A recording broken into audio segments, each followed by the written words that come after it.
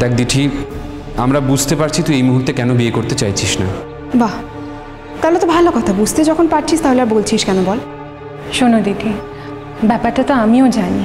শোনো অর্ণাদি, প্রত্যেকের লাইফ না প্রত্যেকের। তোমার লাইফটা তোমার, আমার লাইফটা আমার, ছোটদা ভাইয়ের লাইফটা ছোটদা ভাইয়ের। এই দেখো না, বড়দা ভাই তো ইংল্যান্ড চলে গেল বৌদি ভাইকে এখানে একা ফেলে রেখে।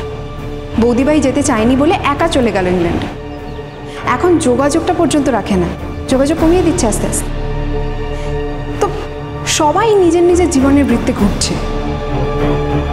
প্রত্যেকের ভালো মন্দ সে নিজেই বোঝে। দূর থেকে তোমরা একটা মানুষকে জাজ করতে যেও না। জাজ তো করতেই হবে দিঠি। মানে এটা তো ঘটনা যে ছেলেটা তোর নামে মায়ের কাছে কমপ্লেন করেছে। তোর তো প্রেস্টিজ বলে আর কিছু রইল না, তাই না? দিদি, এটা রাগারাগির ব্যাপার নয়। ছেলেটা যদি ভালো হতো তাহলে অন্য যে কোনো কাজ করতে পারতো। এরকম একটা রিস্কি কাজও করতো না। এই ধরনের ছেলেরা কিন্তু এরকম কাজই করে। তুমি আমার উপর রেগে যাও না, আমি তোমার ভালো চাই, সেই জন্য এই কথাগুলো বলছি। হ্যাঁ, মেনে নিলাম ছেলেটা জেল খেটেছে, জেল থেকে বেরিয়ে এসেছে। ছেলেটার ফ্যামিলির জন্য তুমি কত কিছু করেছো, তুমি মুখে না বললেও সেটা আমি জানি। কিন্তু ফাইনালি কি হলো বলো? ছেলেটা তোমাকে আর চিনতেই পারছে না। তোমার বাড়িতে কমপ্লেন করেছে যাতে তুমি ওই ছেলেটার বাড়িতে আর না যাও। একটা ক্রিস্টালের অনেকগুলো মুখ থাকে অর্ণাদি।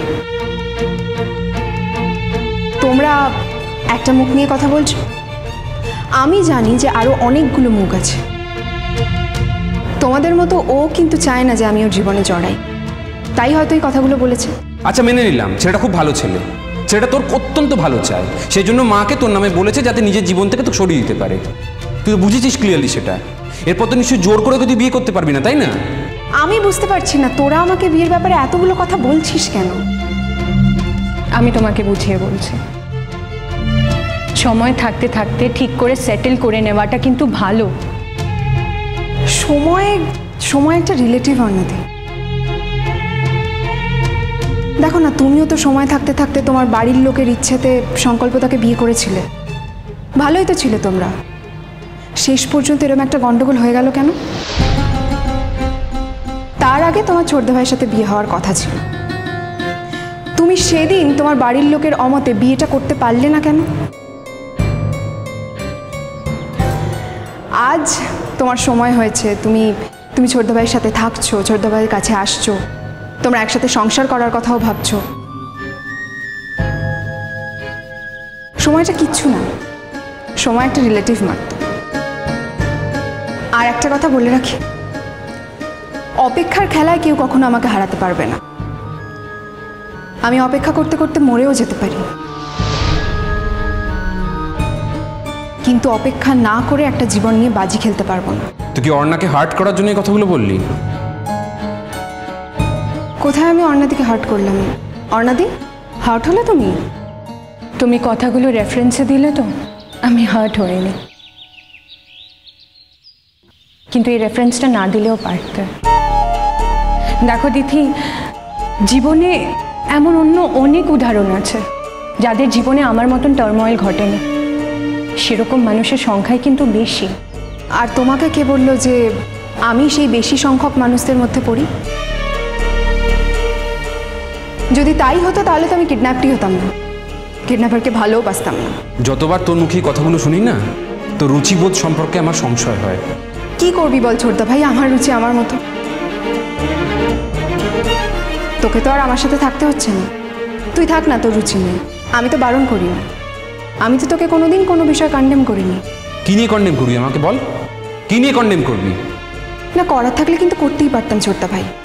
দেখ, বক্তব্য তো সবারই থাকে, আমারও আছে। তুই যখন কিয়াদিকে বিয়ে করে ফেলছিলি তখন আমার মনে হয়েছিল তোর অর্ণাদির জন্য অপেক্ষা করা উচিত। আর তুই যখন অর্ণাদিকে ভালোই বাসিস তাহলে তুই অন্য কাউকে বিয়ে করার কথা ভাবছিসই বা কি করে? কিন্তু সেটা তোর জীবনের ব্যাপার, তুই তোর মতো করে ভেবেছিস, আমি ইন্টারফেয়ার করিনি। সেরকম আমিও চাই আমার জীবনে কি ইন্টারফেয়ার না করুক। অর্ণাদি প্লিজ কিছু মনে করো না, আমি উদাহরণগুলো না দিলে হয়তো আমি বোঝাতে পারতাম না আমি কি বলতে চাইছি। আর একটা কথা ভেবে দেখো, আমি আজকে এই উদাহরণগুলো দিলাম বলেই কি তোমার সংকল্পতাকে মনে পড়লো? তাছাড়া কি মনে পড়ে না? আমি জানি সামনেই তোমার আর ছোটদা ভাইয়ের বিয়ে, হয়তো এখন এই সময় দাঁড়িয়ে আমার এই কথাগুলো বলা উচিত হচ্ছে না, কিন্তু একটা কথা তো সত্যি যে এই কথাগুলো তোমাদের দুজনের মধ্যেই আছে। এই কথাগুলো তোমরা দুজনেই জানো। বরং অনেক সময় অনেক বিষয় খোলাখুলি আলোচনা হলে অনেক মেঘ বাষ্প হয়ে উড়ে যেতে পারে। আসি, দেখলে তো আমার জন্য তোমাদের চাটাই ভালো করে খাওয়া হলো না। আর একটা কথা বলি ছোটদা ভাই, আমার সঙ্গে আলোচনা করতে হলে কিন্তু আরও অনেক বিষয় আছে। আমি মেডিকেল সায়েন্সের ছাত্রী, সেই বিষয়ে যদি তোমাদের কোনো প্রশ্ন থাকে তোমরা আমায় করতে পারো। আর তাছাড়াও আমি বাইরের নানা রকম খোঁজখবর রাখি, যদি সে বিষয়ে আলোচনা করা হয় তাহলেও করা যেতে পারে। শুধু আমার ব্যক্তিগত বিষয়টা বাদ থাকে যেন। জানা রইল, সরি, আর কখনো বলবো না। এটা তুমি রাগ করে বলছো অন্নাদি? তুমি তো আমার দিদির মতো, তুমি আমাকে 1000 বার বলতে পারো। অর্ণাদি, তুমি কতটা আমার বৌদি হয়ে উঠতে পারবে আমি জানি না, কিন্তু তার আগে অনেক বেশি করে তুমি আমার দিদি, আর দিদি তো বোনকে বলতেই পারে। তবে একটা কথা কি জানো তো, বোন বড় হয়ে গেলে দিদি যতই চেষ্টা করুক বোনের জীবনের ভিতর কিন্তু তখন আর ঢুকতে পারে না। আমি তোমার সেরকমই একজন বোন।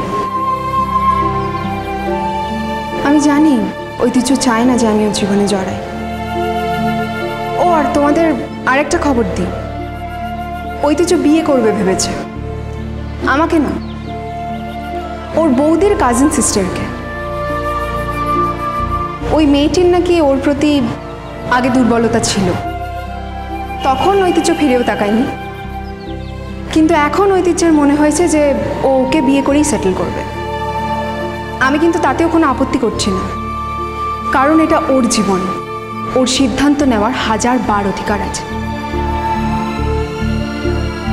আমি একবারও কিন্তু ভেঙে পড়ে ওর সামনে কান্নাকাটি করে বলিনি যে তুমি ওকে বিয়ে করো না, আমাকেই বিয়ে করো। আর ওই বিয়ে করার সিদ্ধান্তটা নিয়েছে বলে আমাকে দুম করে রেগে গিয়ে বিয়ে করার সিদ্ধান্ত নিয়ে ফেলতে হবে এমনটাও কিন্তু নয়। আমি ওকে ভালোবাসি, তাই অন্য কোনো ছেলেকে আমি আমার হাজবেন্ডের জায়গাটা দিতে পারবো না। এটা কিন্তু আমার একান্ত ব্যক্তিগত সমস্যা, আর কারোর সমস্যা নয়। তাই আমি আমার মতো করেই থাকতে চাই। বাহ, ব্রিলিয়েন্ট, অসাধারণ, মানে কিচ্ছু বলার নেই। একটা ছেলে, বেকার একটা ছেলে, যে কয়েকদিন আগে আসামি ছিল, জেল থেকে বেরিয়েছে, যে কোনো রোজগার করে না, তাকে তুই ভালোবাসিস? তোর লজ্জা করে না কথাগুলো বলতে? তোর ভালোবাসা এতটা সস্তা দিঠি? দিনে হয়তো একদিন প্রমাণ করতে পারবো যে আমার ভালোবাসা সস্তা নয় ছোট্টা ভাই। আজ তোর এই প্রশ্নের কোনো উত্তর নেই আমার কাছে, সেই জন্য চুপ করে গেলাম। আসি।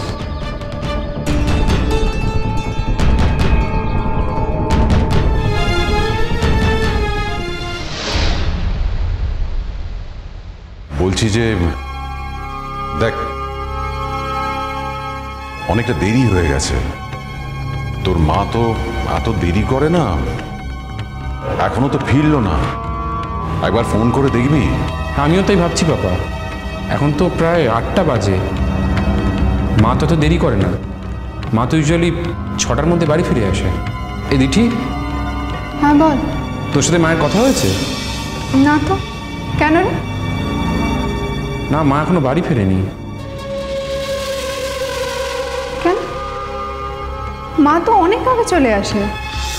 সেই জন্যই তো বলছি একটা ফোন করে দেখ না।